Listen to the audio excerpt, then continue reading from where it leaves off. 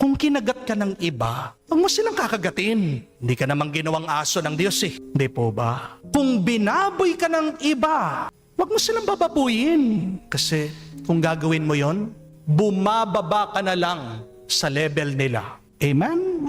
Be the better person.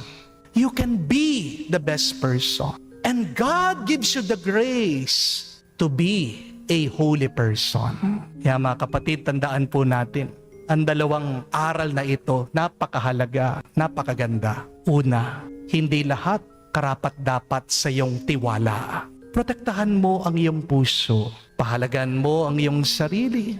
Huwag mong ihahagis ang iyong perlas sa mga taong tatapakan lang ito.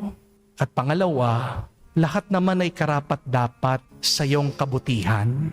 Kahit na hindi nila deserve ang iyong tiwala, deserve pa rin nila ang iyong paggalang. Kahit na hindi nila deserve ang iyong puso, deserve pa rin nila ang iyong kabaitan. Dahil ito ang ginawa ng ating Panginoong Jesucristo. Minahal niya tayong lahat. Ngunit, kakaunti